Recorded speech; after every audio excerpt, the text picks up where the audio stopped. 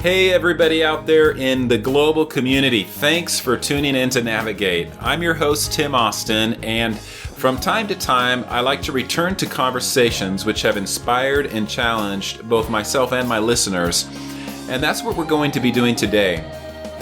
Today I'll be having a follow-up conversation with Sara Simons as we dive in deeper to the topic of creating new in transition seasons. I had Sara as a guest on the show a few months ago. And although today's episode can stand alone, I would encourage you to listen to that one as well, which is episode 10 of this season. Sara has her own coaching practice called The Way Between, where she creates resources and workshops using life planning tools, art, and movement. And she loves to come alongside global workers in difficult transitions, helping them discover and co-create their unique path forward, especially if it can be done in nature or while traveling. So listen in as Sara and I continue the conversation on creating new in transition. All right. Hey, welcome back, Sara. So glad you could be with me again for the second time for this podcast episode. Thank you. Thanks for having me again. I appreciate it. It's fun. Yeah, it has. It was really fun being able to talk the first time and get to hear a little bit about what you do, both as a coach and a facilitator of retreats and workshops. And during that episode, and I encourage my listeners to go back to that episode or to find that episode of us talking the first time, because it will kind of go into the nuts and bolts a little more of what you do. Yeah. And what, and some of the things that we both do and how they overlap in terms of how we work in the global, in the global community with global workers. So, but today's just going to be a little different, and we're just going to open it up to talking about hopefully our goal here, as we talked before, is just to get maybe some more of the nuts and bolts, more of the practical side of things. Right. Mm-hmm. Yeah, in terms of what those out there in the global community can do to effectively navigate transition and move forward in that area. So, Sara, we were talking about, in our first episode, a lot about transition and a lot about tapping into the creative side of ourselves in transition. So that, I don't know, personally speaking, has been a challenge for me in transition seasons, because I'm so focused on the pragmatic, the to-do list, the things that have to get done in transition. And so has always been a challenge for me. So I kind of want to just talk about what could we be doing better? What could we be doing more of on the creative side, while not neglecting the practical piece of transition? But what could we be doing more? And yeah, that's really an excellent point. And we talked about that a little bit. One of the first things I say to people is often, do you have the space? Do you actually have the opportunity to have silence, or do you need to create the space to be able to create? I think that creation comes when we have more space. We talked about taking a sabbatical or taking times of rest. And I know that might be a luxury for some people, and even having the time might look kind of different. But I believe that is one of the necessary components, is to create some opportunity to silence the noise, silence the clutter, and be able to give yourself permission to create. And that's where creation happens best, is in that space. Good. Yeah.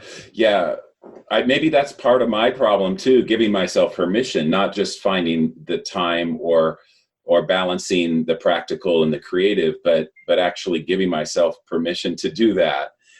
And yeah, that makes a lot of sense too, because I think most of us do become pretty pragmatic in transition, because you want to know what's next. You want to know what role is next. I will often say to people, can you get some time off? Is there a way to take an extended period of time? And I know that can be a luxury for a lot of people, but I'm a huge proponent of sabbaticals. And even if it's a 2-week or a month, especially in transition, to give yourself the opportunity to just think and to be and to consider before needing to be in the next thing, or to before saying yes to a lot of other opportunities. Right. And in that space, I think is really where the beauty of creation can really happen best. Now, if you can't get that, I think you could still make the time on even a Sabbath day, like an hour or a half a day. Okay.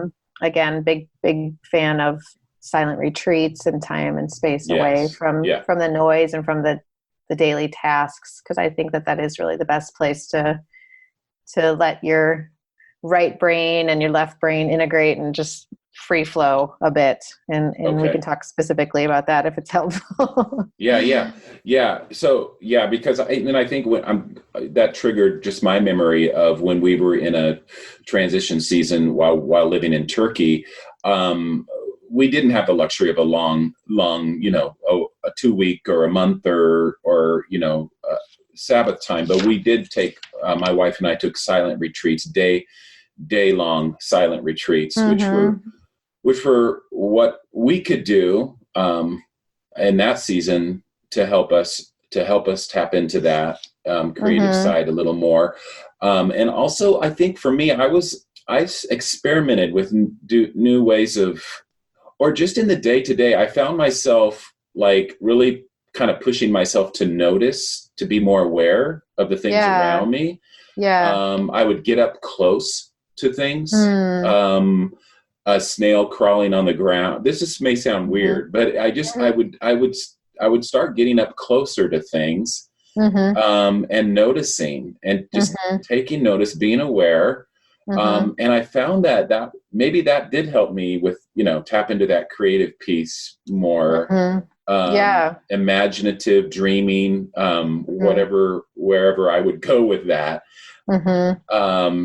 Walks with, I'd take my dog on walks and as well, just kind of noticing what was around me and being more aware. I think I experimented with just different ways of praying as well. Breath prayers, just, some scripture, a short portion of scripture from the Psalms or something, using that as a breath prayer, breathing in, breathing out the scripture, just different things that I would do to find myself. So I think it doesn't have to be all or nothing. I think sometimes people think, well, I can't take a Sabbath, so I can't take this. They're thinking this long extended time, which is wonderful if they can, and if we can, I encourage it as well. But in the meantime, what can we do? Well, and like you said, you can experiment with different sorts of spiritual disciplines or creative exercises, or just mindfulness of attending to what's in front of you, or how you're feeling, or what it is that is even demanding of you that you don't even have time to think about when you're attending to it. Right. Yeah. Yeah, which makes me think there's a few things that we often will do in transition, and even things that are not helpful that keep us from creativity. Do you mind if I share those? Absolutely. Yeah. Love to hear them. I think I thought of a few things that what we normally do that aren't helpful, and then a few things that can be helpful. I think one is that, like you just said, we think we have to generate something new. And that can in itself keep us from allowing ourselves to be creative. We think we have to create something. So then we get there and we go, oh my gosh, like, how do I do this? And where do I go with this? And how's this going to happen? And we get anxious about it. Yeah. And being creative is not about generating something out of nothing. It's about sort of this creative potential within us and harnessing that as it relates to the way that God has uniquely created us, and playing off of some of who we already are and what we already know. And I know that's very vague. So let me unpack that just a little bit. Yeah. I think of the fact that creating is transforming, and God is doing that in us all the time. And so the transforming work is happening in us. We get to be the artist, and we also get to be the work. But I think some of us need to sort of unpack, well, what does it look like for me to be a creative person? Like, what does that actually mean for me uniquely? Right. And so we have to, what we often will do, limit what it means to be creative, and use a language of art is only for certain people, or only in a certain way. It happens only for people who paint or draw or write, or, you know. So some of it is just expanding our ideas of what creativity is and what art is, and the fact that we're all artistic and we're all creative. God created us all to be creative. Okay. And so rather than thinking we need to generate something new, it's kind of tapping into who is it that we are created to be, and in this creative, unique self that we were created to be. So I know that sounds kind of vague, and I'll get into the really detailed how we can do it. Okay, because that's what I was going to ask, but I don't want to jump ahead, because right now we're looking at some things that aren't helpful and some things that are. So so far we have,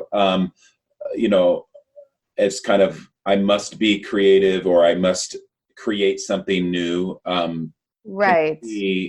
Can be not so helpful if we're kind of, I guess, limiting in terms of seeing options out there for tapping into our creative side. So what are some other things?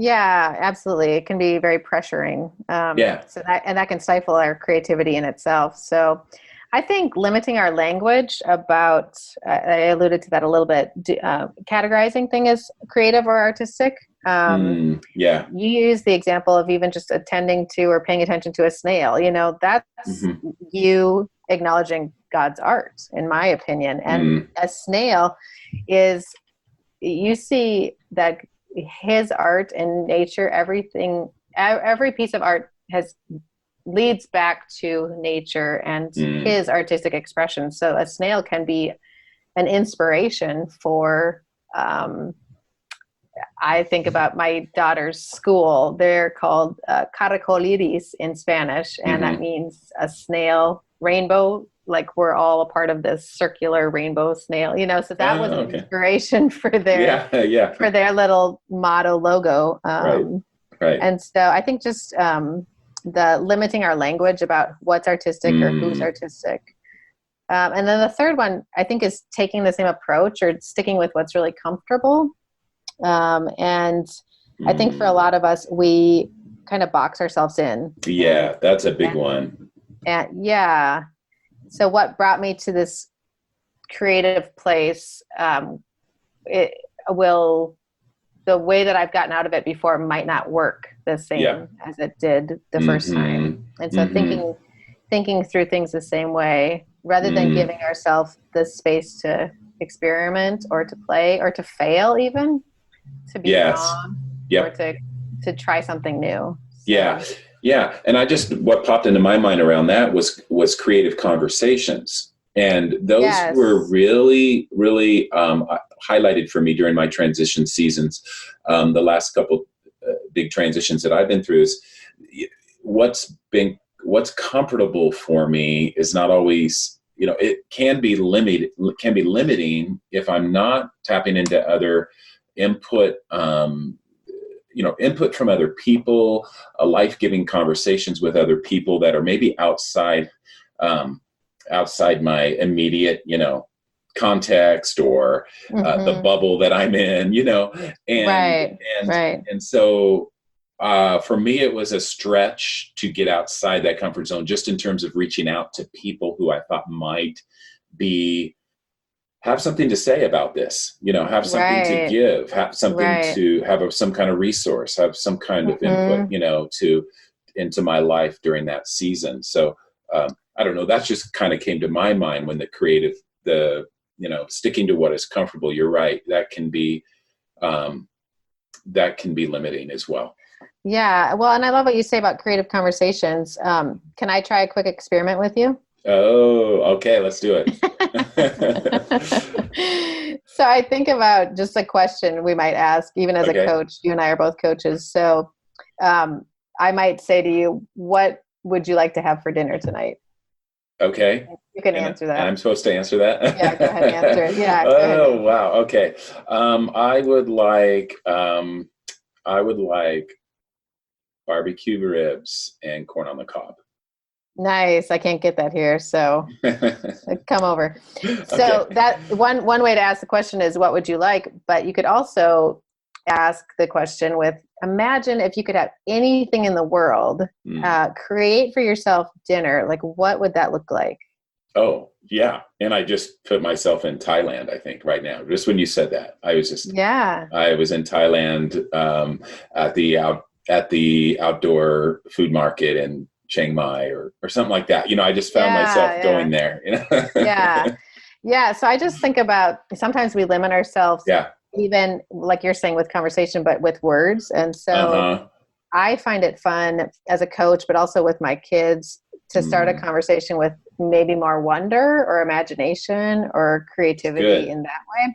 And saying, if you could imagine if, or as I'm coaching, for example, I might be talking to somebody about limitations. And if you could imagine your life, if you had 5 other lives to lead, what would you do with each of them? Yeah. And starting to even expand their thinking because of the way that you're asking a question in a different way or playing with words. So rather than taking the same approach of what would you like for dinner, Yeah. So that's just a really simple example. But like you said, creative conversations could be even in the way that we're asking questions and how we're how we're engaging in the conversation. Yep. And that's so true. And that's some of the greatest creative conversations I've had are with people who have asked me really, in the coaching world, we might say very powerful questions, but they've been really, they've challenged me to think outside the box and all of that. So it's often the way we ask those questions and even ask them of ourselves. I think we can also in our time, in our devotional time and our time with the Lord, begin to formulate questions with His creative presence in our lives that might, in partnership with the Holy Spirit, some ways of looking at things and stretching ourselves to think outside the box too. Yeah, and stretching ourselves. It was a little bit bold for me to turn it around on you and ask you a couple of questions. And so you have to even think about it in a different way, but then put yourself out there to say, all right, I'm going to play along. And it sounded like it was a stretch possibly for you too, to say, okay, I'll play along, right? Exactly. I'll you're giving up some piece of control, I guess, right? Yeah. And it might not work. It might not work. Talking about it might not work. Yeah, that's what. Yeah. But that's okay too, and totally. For the imaginative piece, the dreaming piece, it doesn't have to necessarily work pragmatically. And I think that a lot of times we get stuck there. You're thinking, well, what's the use, or why should I go there? It's never going to happen, or it couldn't. Yeah, well, let's dream a little bit maybe, and then what could be, right. And oftentimes it's a hybrid of different things that we've come up with and thought of, or the solutions are there, but they're often kind of maybe forced out of that stuck place, as we dream and imagine. And well, and don't you think I have fun with kids doing this, because if you ever start a conversation with, do you wonder if, or what would it look like if, or I'm curious, and kids don't really think twice about it. I think we've almost programmed ourselves as adults to second guess or to analyze before we speak, which of course is helpful in a lot of ways. But when it comes to creativity, it can really limit it. I think about my daughter and her creativity, and sort of my role with it as a mom. she is 6 and she loves to mix media. And so she'll be painting, and she'll just start painting rocks or painting. That's her thing currently, is painting rocks. And if you want any, let me know. Yeah. She's got about 200 of them. Collection going. But she currently has been painting rocks and then painting sand and then mixing the two. And so all of a sudden she's got this huge tray full of rocks and colored sand. And now she puts chalk, like whole chalk pieces, in with the sand and the rocks. Wow. And so it's this total mixed media. And when I look at it, it doesn't bring a lot of joy to me, but I have to tell myself, it's okay. It's doing something for her. Like she's thinking in a completely different way. And this is creative for her. Like this is her way of expressing herself right now. Yeah. And of course, my kind of left brain, logical, organized side is saying, they're not supposed to mix. The chalk can't go with the sand, can't go with the paint, can't go with the, Right. And so I think like kids aren't afraid to experiment and to try it. And we as adults somewhere along the line said, no, that's not okay. You know, you have to color within the lines, or you have to do it a certain way. And I think that those are the stifling voices that we have to sort of address and maybe even have the opportunity in transition to break out of a bit. Right. And to begin experimenting with. And I do think that brings me to one of the process, the ways to approach transition creatively. Yeah. Is one of the things that I think is surrounding yourself with people that are not afraid to fail, or that are willing to support you in your experimentation phase. Good. And so surrounding yourself with people that have been there before as well. I think that a lot of times we can block creativity for others because we are still blocked. And so the people that have gone before you, that have done bold things or that have done creative things, can sometimes be the best mentors in that, because they've experimented with the chalk and the sand and the paint, and they're kind of like okay with it, right? Right. Yeah. Yeah. So they've painted on a new canvas. They've tried different things. Yeah. Right. Yeah. Kind of those people who've gone before us. That's good. Because we do need inspiration, and we need courage, and we need a lot of those things that come from models, examples, especially people maybe that are following some of the same, have been down, like you said, some of the same path, or similar paths. Do you have people that were inspirational to you? Good question, Sarah. I know I do, and I'm trying to think of kind of put myself back in, and I always go back to our transition between either Tajikistan and Turkey, or Turkey and the U.S. One of those, because those were big ones for me. I think it was talking to people who were maybe not so much even. I reached out to an old college buddy who a great friend I've stayed in touch with all these years of living overseas. They never lived overseas. They are involved in other kinds of ministry. But Joe, my friend, really, he didn't have, so we can, now I'm just thinking about this, because we can talk to people who do have similar experiences. Sometimes if they're too close in the bubble that we're in, that we're not always going to get what we need there. So I found myself reaching out to him, and we were having regular calls and talking through some things. And he had very little in terms of framework for what I was going through, but great empathy, great, a challenging person, good, asking good questions, not obviously fearful of me making a big transition, or he didn't have fear for me, like moving to the US to start a brand new ministry or anything like that, because he had done it before, so I just think he didn't have some of those limiting beliefs maybe that I was having, or maybe people in my immediate context would have, or didn't understand some of the things I was going through. So he was a good one, and he helped me to start thinking creatively around some of those things. A coach that would going back to the questions, how powerful asking questions, different ways of asking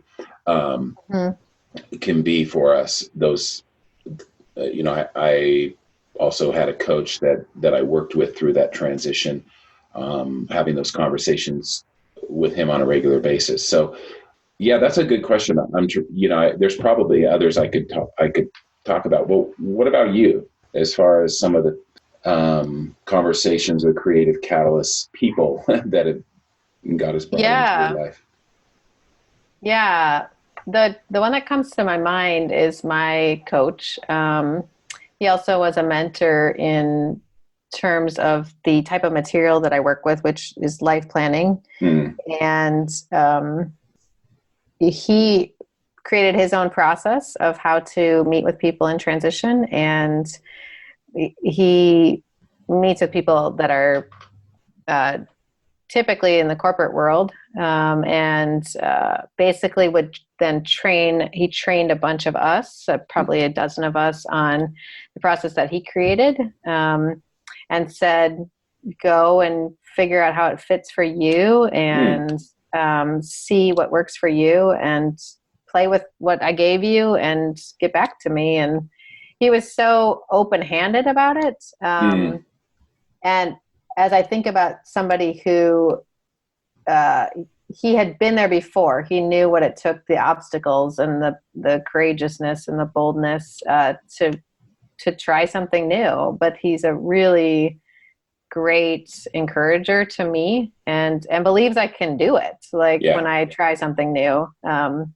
in the midst of creating a workbook, and it's a long creative process for me that's 2+ years in the making.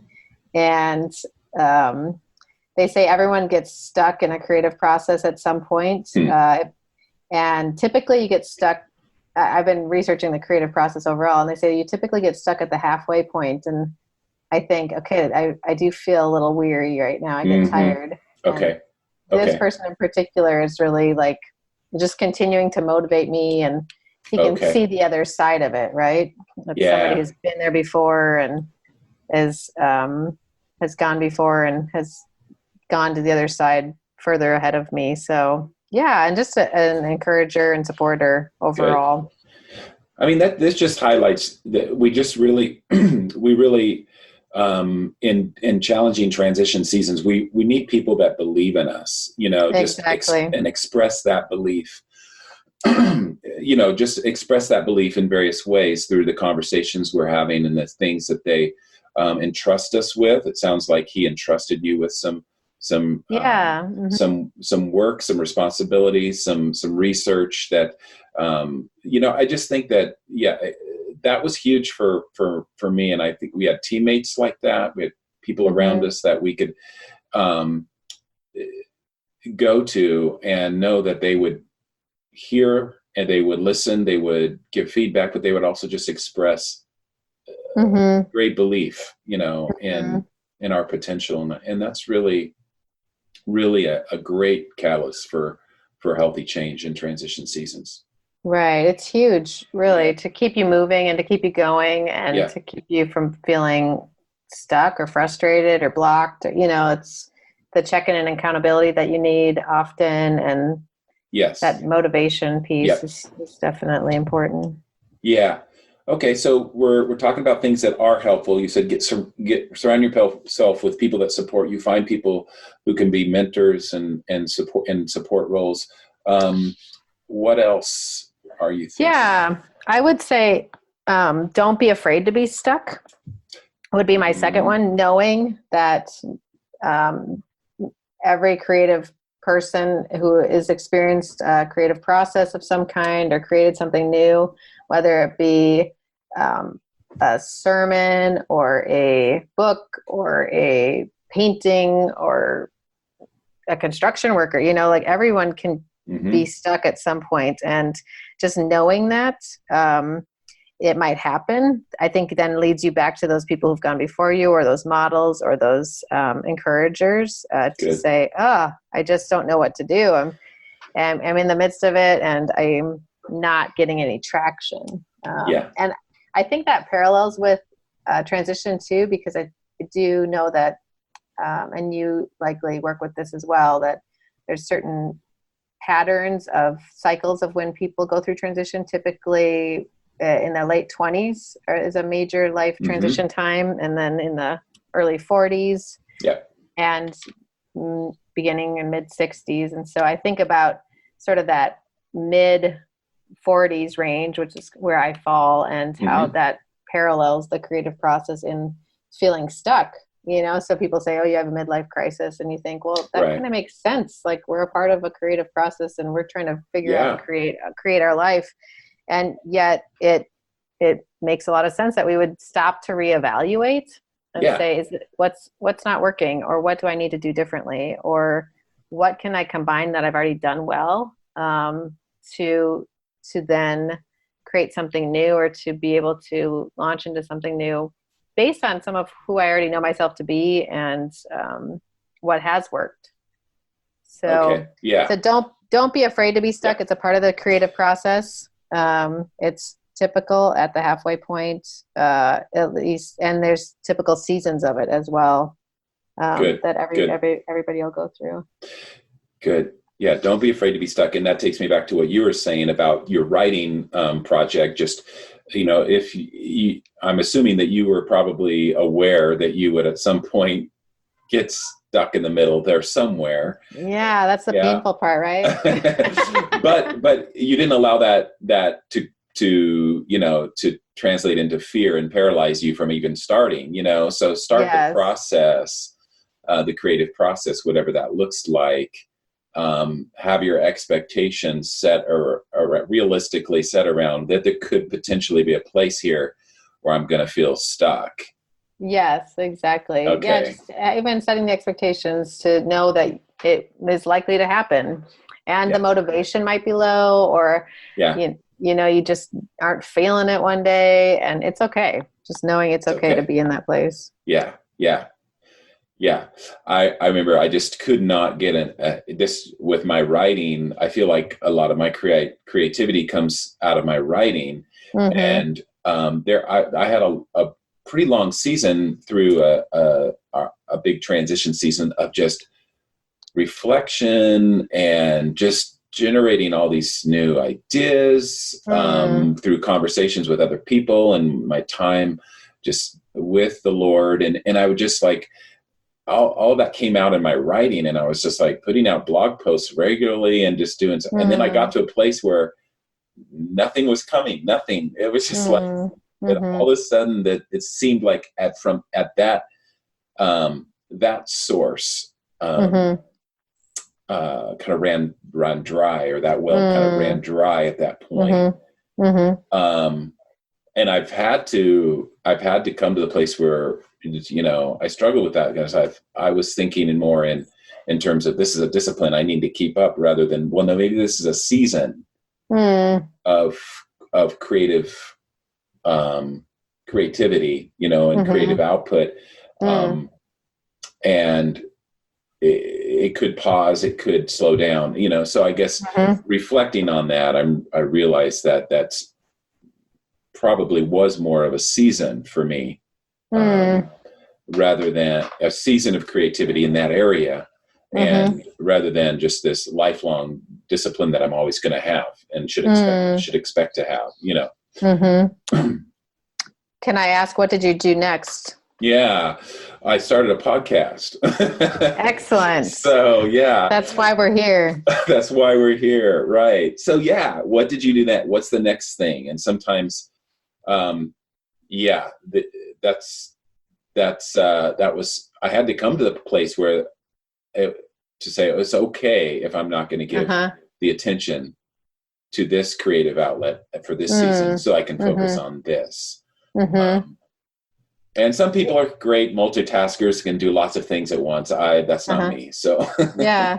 Well, and that brings me to the third one that I was going to say is to integrate, because it sounds like that's exactly what you did, in utilizing your skills in the thought world and being a thought leader, and then bringing other people into it in a different form.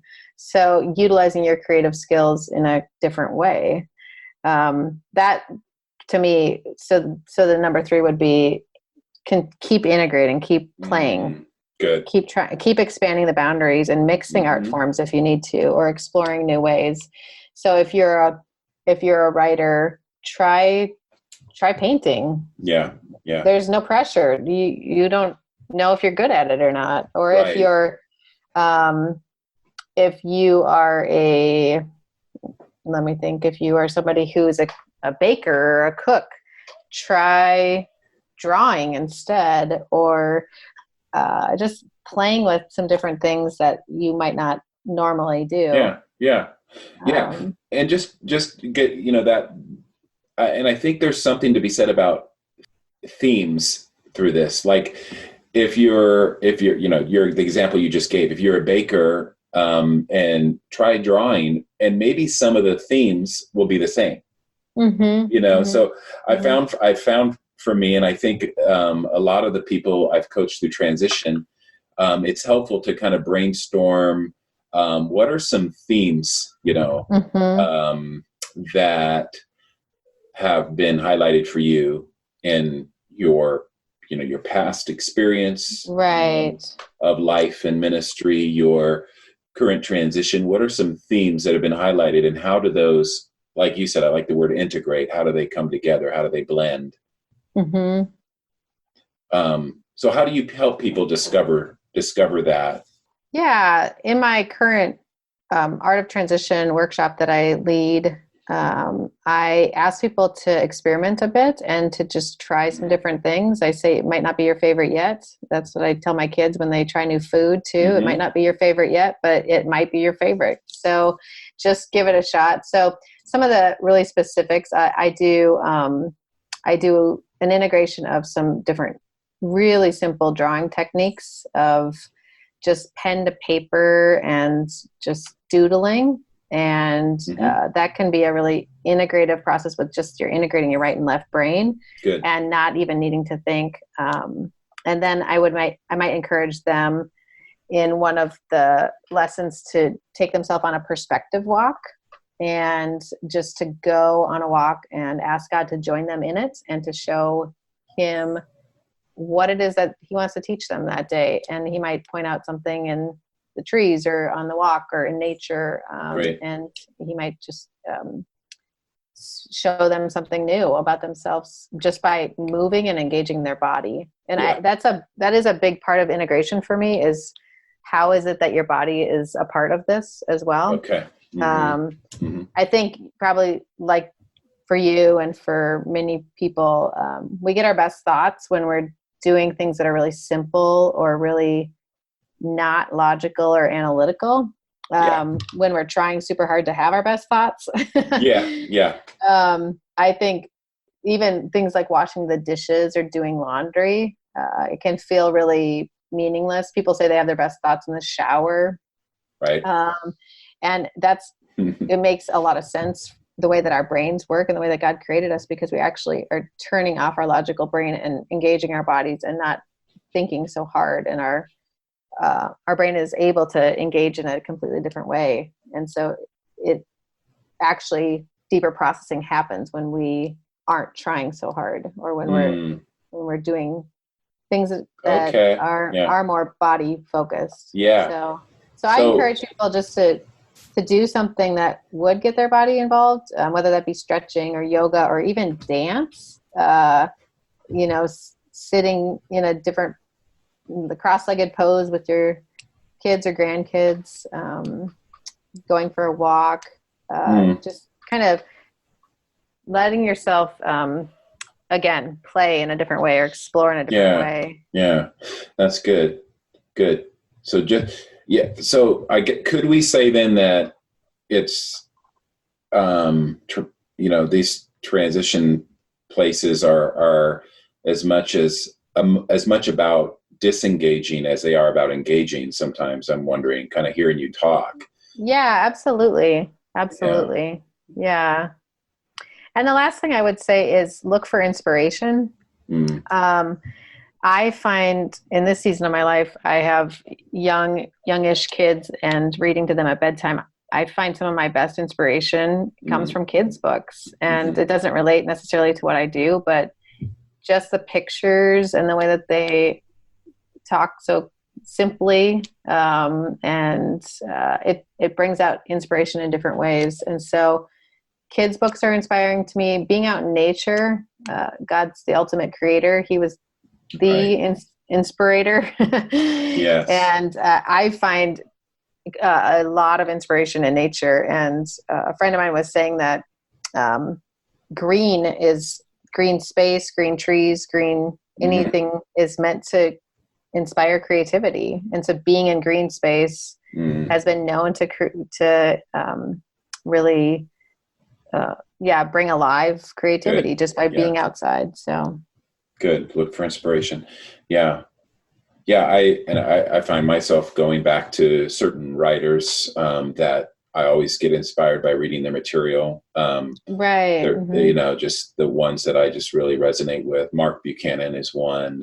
Some of his material, some of his writings, and again, agreed with you. I'm agreeing with you as far as finding those things that you're drawn to. Nature. Again, I love being out on the lake and in my little aluminum boat, whether I'm fishing or just paddling along, it just makes that. Again, I guess the two go together, the disengaging piece, but then I'm engaged in something new and creative at the same time. Yeah. And I'm continually looking for it. I don't know about you, but I think that's one place that social media is really helpful for. Instagram, just seeing little inspirational quotes or inspirational pictures. I'll put up on my feed, I created this little visual list of 25 things that help me get unstuck or help me to be creative. And even just seeing some of those little pieces can be inspiring, to take you into a new way of thinking. Yeah, they kind of help you. So what do you do with those kinds of things? Do you put them in to keep them in front of you? Do you have a folder on your computer where you put all that stuff in, or how do you, when you come across something inspirational, what do you do with that? Yeah, no, that's a good question. I used to, this is before the days of Facebook and Instagram, I used to cut them all out and clip them and put them in a folder. So now I try and collect them. I will take a screenshot and keep them in a photo file, usually. Or I might have like Facebook inspirational stories under my saved. I saved good. Inspirational stories. Cool. I would say that's an area I'm still, because we can be a little inundated as well, right? With creative ideas. And how to tap into them when you really need them. So limiting the ones that motivate you and recognizing the ones that work for you.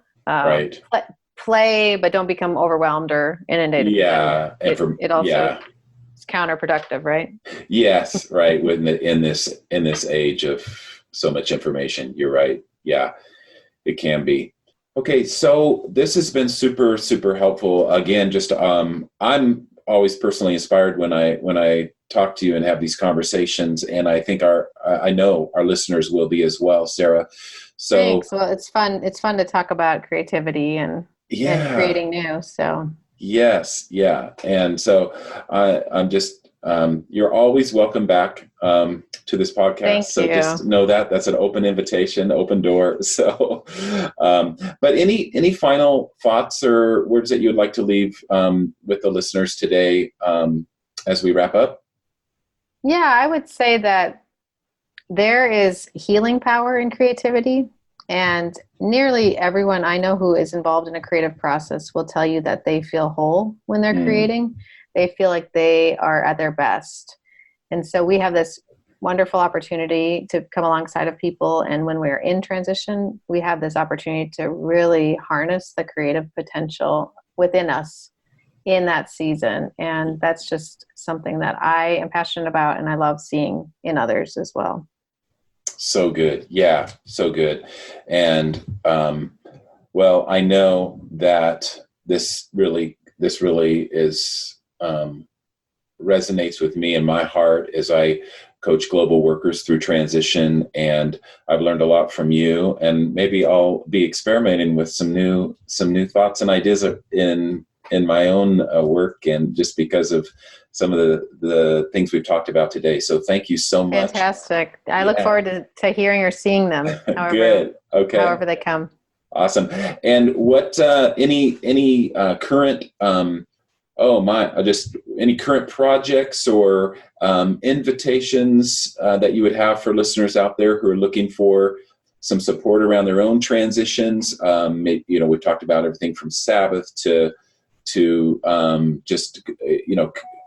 transitions coaching workshops. What's going on with you, and what can people get plugged into? Yeah, thanks.